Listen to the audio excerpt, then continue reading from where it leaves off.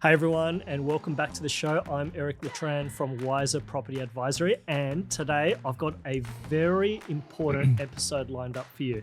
So, from the 1st of October, the Australian government is rolling out some brand new first home buyer schemes. There's been a lot of talk about them, and for good reason. They're actually going to be a big part on how first home buyers can get into the market. So, to help us break it all down, I'm joined by my good mate and mortgage broker, Justin Belen from Hello Finance. Justin's going to walk us through exactly what the schemes are, who's eligible, and how they actually work. I'm going to be playing the role of a curious host and client here as well, even though I'm not eligible, but I'm going to be asking a lot of questions that most people out there will probably be thinking about and want answered. And I'm just going to be sharing my own perspective on how I think these schemes will affect the property market. So before we dive in, just a quick note, nothing we share today is personal financial advice. Everyone's circumstances are different, so please make sure you speak with a licensed professional like Justin for mortgage advice or your own trusted advisors before making any big decisions. So let's get into it. Justin, welcome back. How are you, mate? Good, Eric. It's good to be back, mate. It's good to be back. Cool. So for anyone listening who hasn't followed the news closely, tell us, what exactly is the new first home buyer schemes and who does it apply to? Well, yeah. So if you haven't heard it on the news already, you definitely will be, because it is now the 22nd of September. So we've probably got another 8 days before these. Probably next week, and it'll probably be already live by the time we publish this. Yeah, exactly. But yeah, big changes to the scheme. So the first home guarantee scheme, how it's currently structured, allows first home buyers with a 5% deposit to purchase a house with just that deposit, without paying any lender's mortgage insurance. So that's currently in play. Yeah, that's currently in play. The eligibility criteria right now, the key items are price caps. Yep. So in New South Wales, in Sydney, in the capital cities, in New South Wales, there's only one capital city. So in Sydney or big regional town centres, your price cap is $900K. Okay. So remember these price caps, because these will be pretty relevant. Yep. Eric, out of the states that you're buying, or where a lot of your activity lies, whereabouts is that? A lot of my clients, we're buying investment properties a lot in Victoria at the moment. In the past, we've done a lot in WA and Queensland. Yeah. So the current price caps in those areas, so in Victoria, your current price cap under the current scheme is $800K. Yep. And you said WA? Yep. WA is also at about 600. Okay. And this is only in the capital cities? Capital cities or major regional centres. Okay. So what was it in Melbourne? In Melbourne was $800K. $800K to buy a first home in Melbourne, and $600K to buy a first home in Perth. Perth, yeah. Okay. Cool. The other bit of the other criteria is so you have to live in the property as well. Of course. Yeah. First home buyer, obviously, 5% deposit, and there's an income cap as well. Okay. So tell me more about that. Yeah. So this is as of right now. If you were to apply for this scheme now, so for an individual, it's 125K. Mm-hmm. And then if you're a household, it's 200. Okay. Yeah. So let's just say if it was me and my wife, just got married, we want to buy our first home to live in Sydney, we have to make sure that as a household we earn less than 200K. Taxable income? Taxable. Verified through your notice of assessment. Yeah. Okay. Yep. From our last tax return? FY25 now. Yep. Okay. Yep. And then we cannot buy a property that is more than 900. Sydney based, 900. Yeah. Okay. So you have to stay under that cap. Yeah. Okay. Cool. Yeah. All right. Now, fast forward a bit longer than that. Say it's the 1st of October. Yep. Massive changes. Okay. So income cap gone. Okay. Yep. You can earn $150 million. Yep. Okay. That'd be nice. It would be nice. But yeah, so no income cap. your price ceilings also increase. Okay, what's that? So New South Wales, you're looking at 1.5. Yeah, okay. Yep. So now you're talking That opens it up that opens it up. Because I was just thinking, look, if it was me and my wife, we're first home buyers. Let's just say we're earning less than 200K as a household. 900K, you can't really get much in Sydney. You're pretty much looking at an apartment. You're pretty much looking at an apartment. So that 1.5. And we don't want to live in an apartment, right? No. We want a house and land. So exactly. now it's up to 1.5. Yeah. That gives us more options. That opens up. You would know better than me. So Victoria, the price cap increases to 950. Okay. Yep. Queensland, this is the interesting one. Goes from 700 to $1 million. Okay. In Queensland. Yeah. Is that by that you mean capital city Brisbane? Yeah.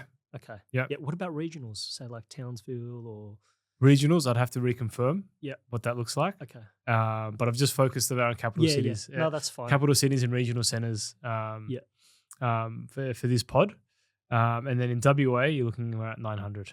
Okay. So it seems like the biggest jump in the price cap is in Sydney.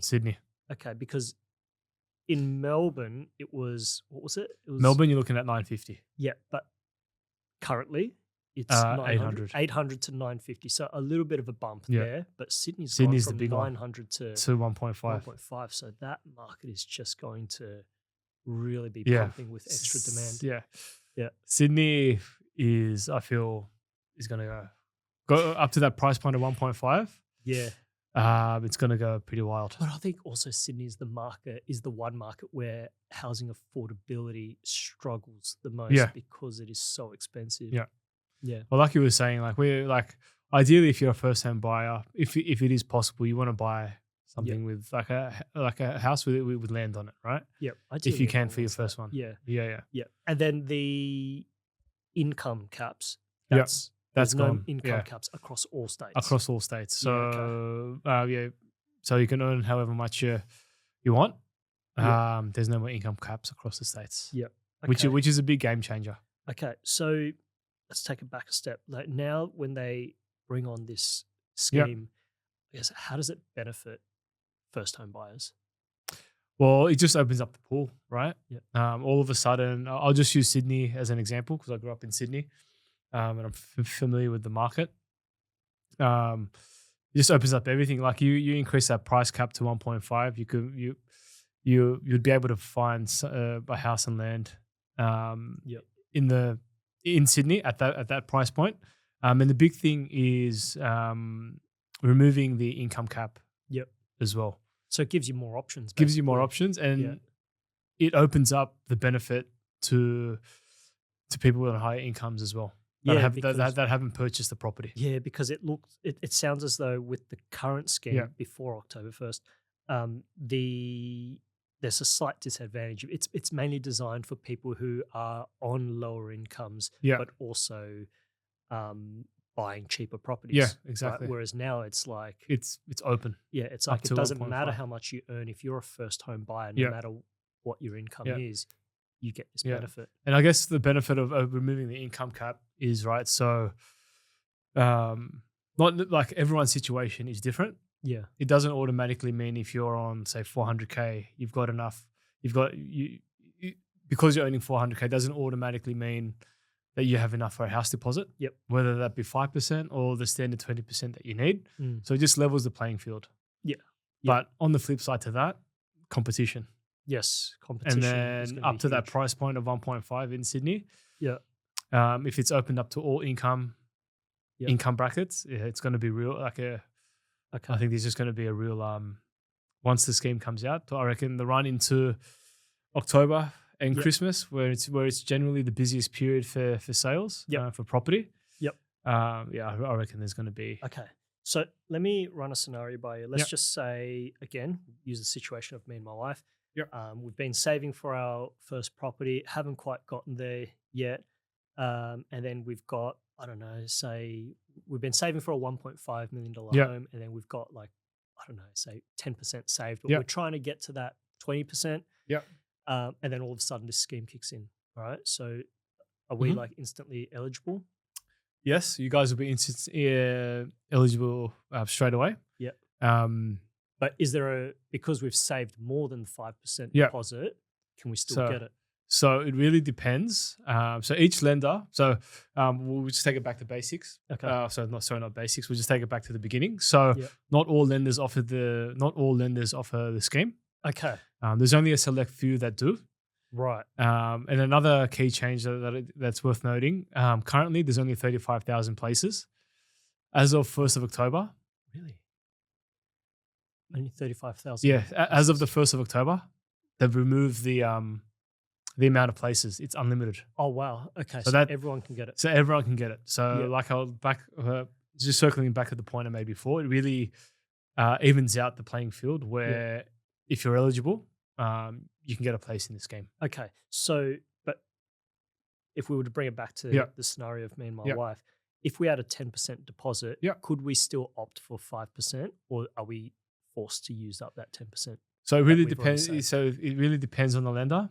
There's Okay. lenders out there that would, so they look at your total savings depending on the purchase price. Yep. Right. So they'll look at your 5% deposit, and they'll let you retain 6 months worth of the living expenses that you declare in your application Okay. as your buffer. Okay. Now, on top of the living expenses, they may also give you an allowance to buy new furniture and to buy a car. Okay.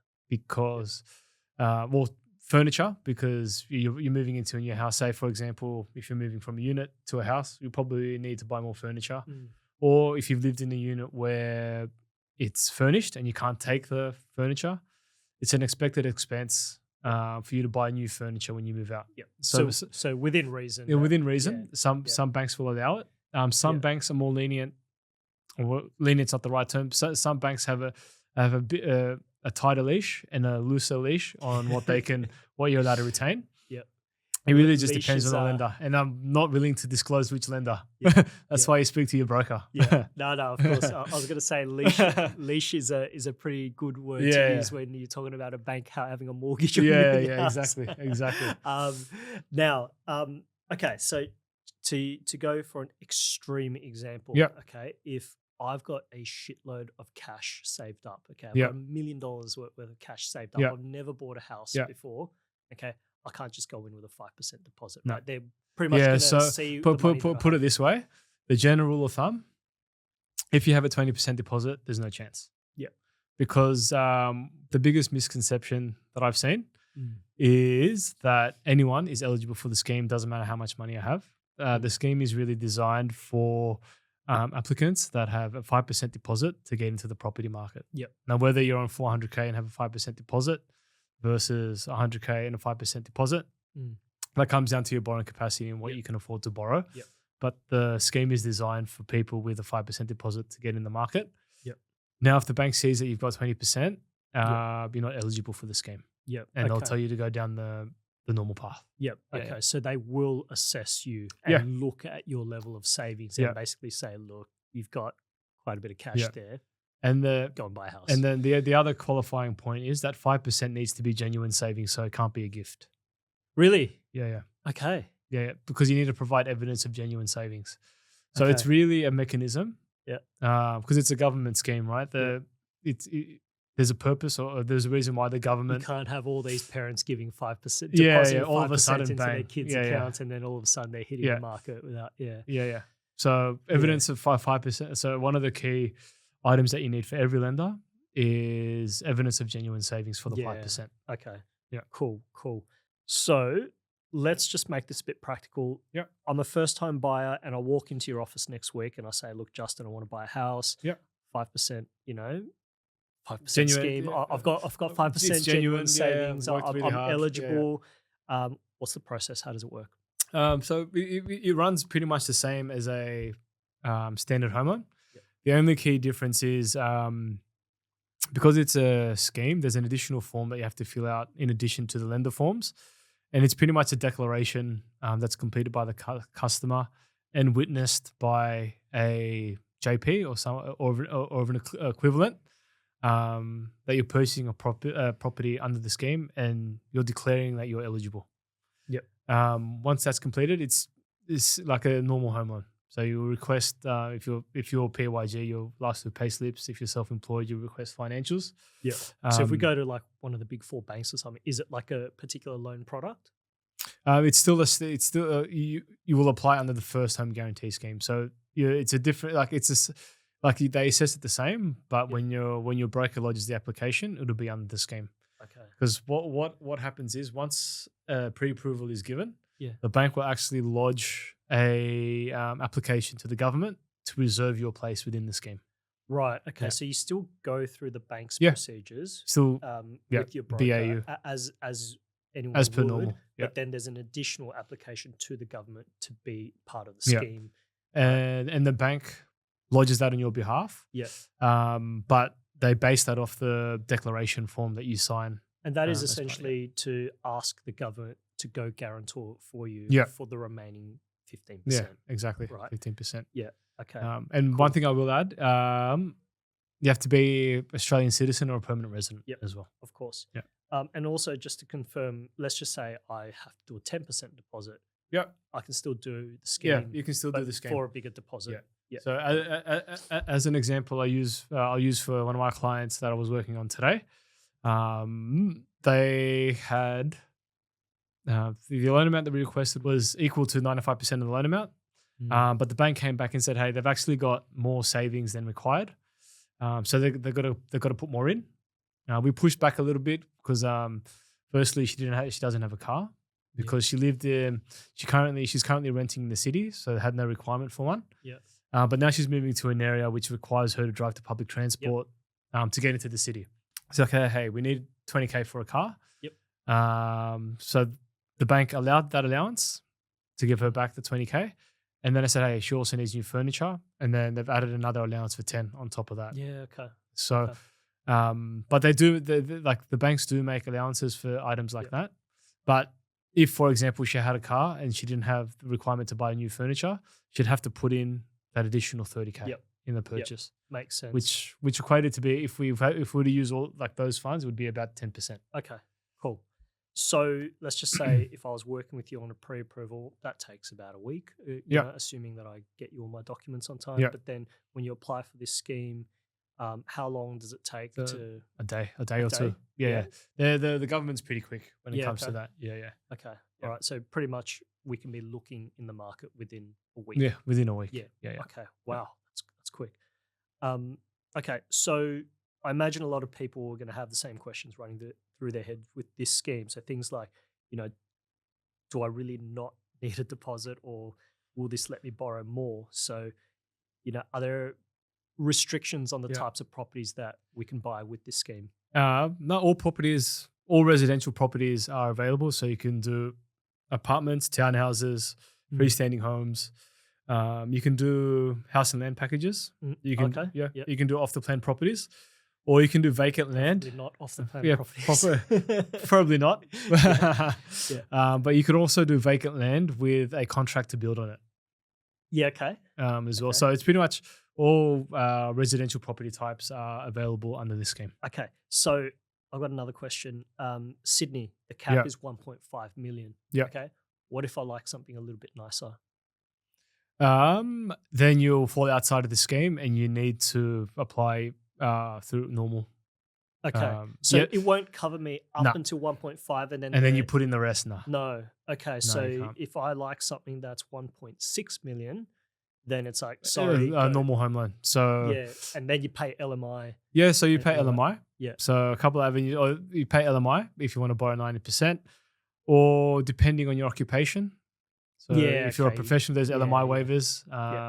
And then for doctors, borrow 100% if you want to.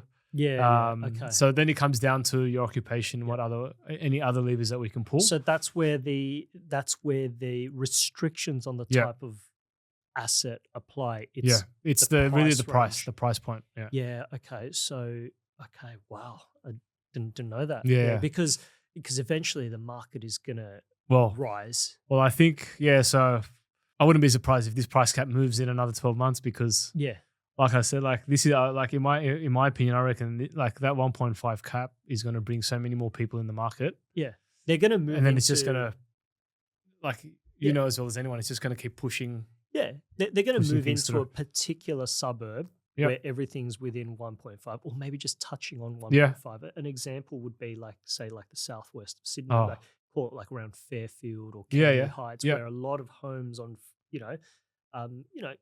decent homes are gone for about yeah, 1.4. yeah, So everyone's going to move into those suburbs. It's yeah, going to, and then as soon as that suburb tips beyond, to yeah. 1.6, where are they going to go? They're going to go to Well, then you're just gonna keep coming like you go just out keep to going down. Blacktown or Yeah, yeah. something, and then See, yeah, like my biggest thing here is like house prices and offers. It's all psychology, right? Mm. My biggest fear of this price cap is people will just, well, I can go up to 1.5, 95%, 95% loan. I've got a 5% deposit. I'm on a good income. I can service 95%. Yep.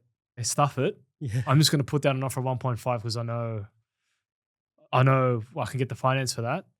And it's just then people are continually doing that. We'll keep pushing it. Valuation's got to stack up. Yeah. But they still got to They- pay for They it. still got to pay for it. Yeah, But like I don't think buyers are willing to Yeah, just yeah. pay an Just go. extortionate Yeah, amount yeah. just because they can. They because at the end of the day, it's like, yeah, they'll get approved for it, but they still have to pay for yeah. it. Yeah. But on that token, I don't know. You play the psychology. If someone's not going to pay the 1.5 now, more than likely, you've had Yeah. people miss out on past properties. Yeah, and they'll they just eventually do it if they've fed missed up with out the enough. search. Exactly, Yeah, and yeah. and that's what I see from a lot of Yeah. buyers. They've been searching for a while. Every weekend they're going out to Yeah. open homes. They're going to auctions. They're getting blown out of the water. And Yeah. then one day they're just like, screw it. And I'm these just are going to drop this and big amount they- down. they- And like- get done. these are and these types of purchases, they're a bit more like it's a house to live in as well. So I Yep. feel what I kind of see, if it's a house to live in, emotion plays into it a lot more, Big time. and then you have people willing to stretch a bit more. Big time.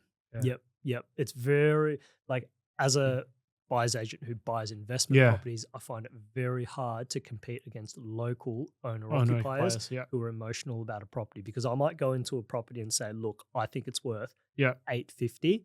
I've done all my analysis Yeah. on the market and I've seen, where the market's going. $850. That's it. Mhm. We had to stretch it, maybe $860. And then some first home owner Comes goes in. in. They love it. They've got their parents coming to the open home with them, and then they're Mum like, and dad are in their ear. Hey, just go and then yeah. that's it. They're like, bang, 900. Yeah. Can't afford it, but dad's going to help me. Yeah, yeah. Right? How do you compete with that? It's impossible. So then probably a good segue. So then with all these scheme changes coming in, Yeah. from an investor's point of view, well, what do you think it's going to do to prices in a lot of Yeah. the regions you're looking at? I actually think it's going to cook the market. Yeah. Quite significantly, and I'm pretty scared about it, Yeah. especially within those price points. So Yeah. if you're looking at like Sydney up to 1.5 million, it's going to be absolutely crazy. Like, Yeah, it's going to go bonkers. yeah. But if you're looking at markets like within Melbourne, where Yeah. I'm buying, a bit of property there, up to 950, was it? Yeah, 950. Yeah, that's crazy. Like, because that is like a real sweet That spot opens for up a- good properties in Melbourne. Yeah. Right. And like, And if you're buying 950 in Melbourne, yeah. your proximity to the CBD would be Oh, or is it Melbourne a bit varies. different? It, Yeah, it, it varies depending on the asset Yeah. type as well, and yeah. Yeah. But anywhere between 20 to 40 minutes from the CBD. Mhm. But even then, like right now, what I think is happening is like even in the markets that I'm buying in, it is quite competitive already Yeah. under the current scheme. Okay. Anywhere between that 700K to 900K range, right? Fast forward a few months or even a few weeks, okay, at those open homes, there's going to be extra people Yeah. coming in into the market, because these are people who were quietly saving Yeah. for their 20% deposit Yeah. on the side. All of a sudden, I'm We're here. eligible. I can buy today. Spoke to my mortgage broker. Yeah, we're 5% good for guarantee. it. We're done. We're in the market now. Yeah. Like these people thought they were going to hit the market next year or the year Yeah. after. Now They're they're in now. next week, right? Yeah. So all of a sudden there Yeah. is an increase in Yeah. competition. Okay. But at the same time, one of the things that I'm concerned about is that nothing has been done about supply. Okay. Yeah. There's still going to be the same stock on market. Yeah. Okay. And right now, stock on market is really, really low. Vendors are not listing their homes for sale. Yeah. Okay. I think it's because we've had a high interest rate environment Yeah. and market sentiment was a bit low. But as interest rates start to come down, there's probably There's going to be more activity. there's been an improvement in buyer in Yeah. just market sentiment. So I think vendors might be more willing to sell. List. Yeah. Okay, especially going into spring as well. and then them knowing that this scheme is, in, Yeah. in play. So they're probably willing to cash in, but I still don't think it's going to increase supply No. anywhere near to what it needs Needs to to be be. to meet the level of demand that is going to Yeah. come through to the market now. So I'm really nervous about that, because when these scheme kicks in and when these extra buyers hit the market, there's just going to be so much more competition, Yeah. and competition coming from buyers who are a lot more emotional Yeah. about a proproperty. Yeah. Yeah. Yeah. Fun times ahead, hey? Yeah. Are there any other risks or traps about this scheme that More so things to be aware of. So the only things that have changed really are like your lending caps, your price caps, income. But one thing you've got to remember, and which is why the current scheme is very effective, is your stamp duty exemption cap does not increase with this. Okay, tell me more about that. Yeah. So the reason why this scheme has worked pretty effectively, how it's currently structured, is so if I use Sydney as an example, price cap at 900. Mm. So if you buy a property, so first time buyer, you buy a property up to 900K. Yep. You're only paying half stamp duty. Okay. If you buy something at 900. Yep. If you buy something for 800, you're not paying no stamp duty at all. Under 800, no stamp Yeah, duty. because as a first home buyer, you're exempt in New South Wales. Yep. You take that up between 800 to $1 million. It's a sliding scale. But if you're at 900, you're paying half the stamp duty that you would have paid if you were buying your second home, for example. Okay. Yep. So the biggest not misconception, but the biggest thing for buyers to be aware, if you're going to buy over $1 million under the scheme, allow for stamp duty. Yep.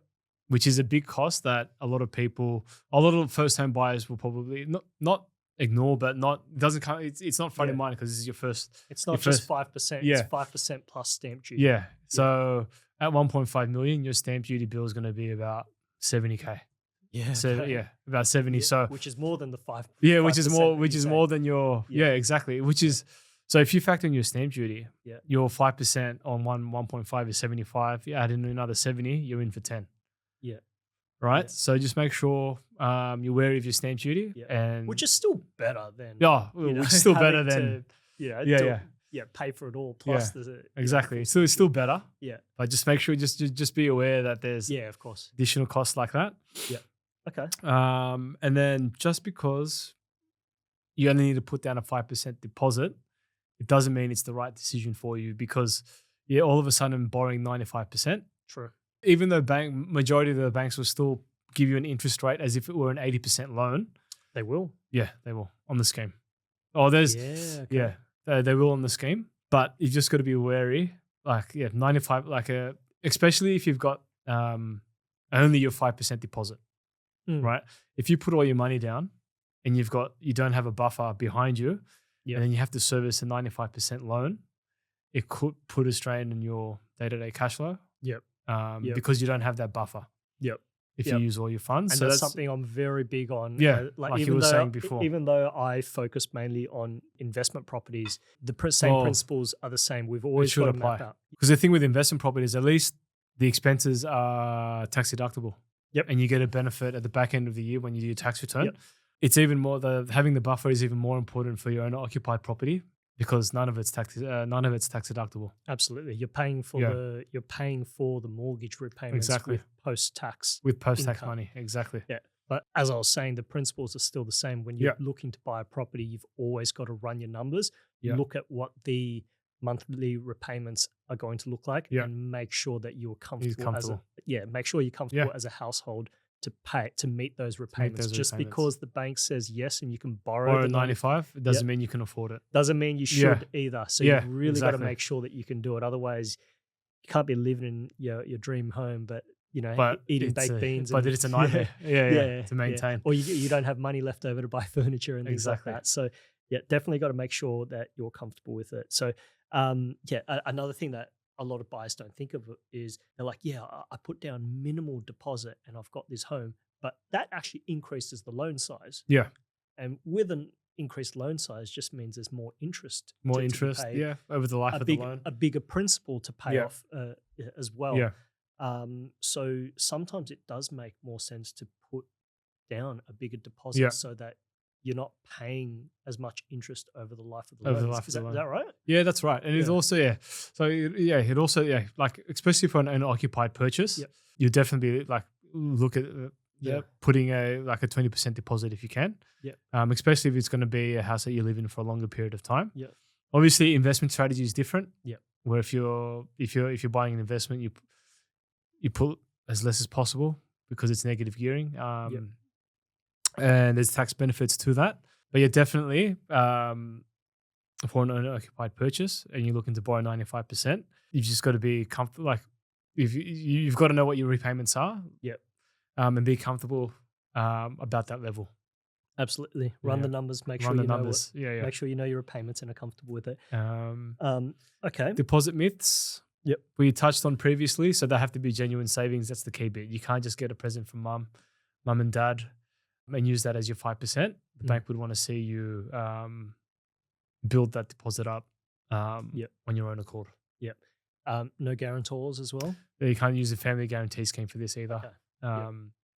So back to my point earlier, the scheme is the scheme was designed by the government to really help out first home buyers that have lower, like a bit lower than a 20% deposit, because there are some banks out there that would let you apply for the scheme with with less than a 20% deposit. Yep. Oh, sorry, higher than a 5% deposit. Yep. But you may just need to put in a bit more. Yep. Yeah.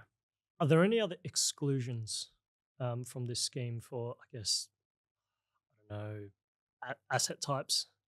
Asset types, obviously.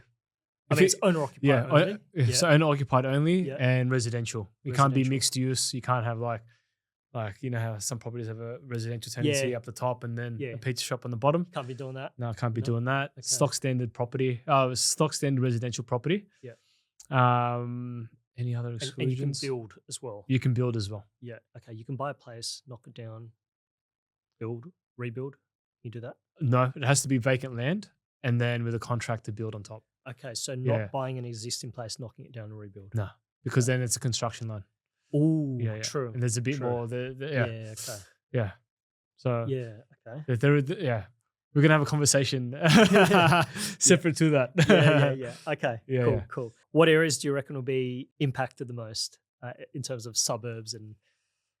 It'll be, I feel the area like southwest around the airport where the new airport's gonna go. Yeah.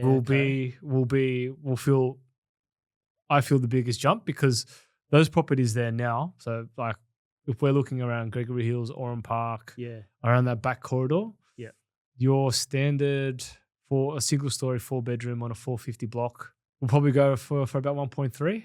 Yeah, okay. 4-bedroom on a 400 block? 4-bedroom on a 450 block. Nice area as well. Yeah, nice area. 1.2, 1.3 you're probably looking at around Oran Park. So those that are going for 1.3 will probably push up to 1.4. Yeah, wow. And then as you get closer as you move closer to the city, things will just keep pushing up. So I reckon the southwest would feel at that higher price bracket. Yeah. I actually think the apartment market in Sydney is actually gonna do quite well. I like this. I like this point now, of view. Even though they're not my favorite type of asset for investment purposes, but if you think about it, a lot of people buying their first homes, they're gonna be, maybe working in their job for they started their career for about 5 years and they've saved up a bit of money. They can now get into the market, or it could be like a newly wedded couple who are now combining their funds and buying a place to live in because they're getting married and moving out. Okay. A lot of times they start looking at apartments to live in, and those types of properties are very common for people to move into as a first home. Like it's always the apartments first, and then they eventually upsize into a house as they start to get more money, and then they sell off that apartment, upgrade to a house. But I actually think those assets are going to be quite, hotly desired because they're almost like perfect for first home buyers. They're also the most affordable. So like at the lower end, you're talking like your 500, 600K. People only need what $25,000 to $30,000 to get in. No stamp duty as well. I think if someone's been working for a few years, I think fair. they've got 30 grand sitting Yeah. around and not needing to pay stamp duty. I think that market is going to really Take off. do well. Yeah. And this is not a tip for everyone to go out there and buy apartments, because I'm still not going to do it. Yeah. But I actually think there will be more activity in those areas. Yeah. I think Australians are just so fixated on house and land. So, But I think a lot of people going for house and land would have already previously owned an apartment or something. But still, it's possible. It's gonna it's gonna be very interesting to see. Yeah. Okay, cool. So look, let's get really practical to just wrap this up. If someone is listening right now and they're thinking, all right, this might be me, I think I'm eligible for this scheme, what should their very first steps be today? So if we're assuming 1st of October? Yep. For this scheme. So just assume like with every other home loan application, just have early engagement with your broker.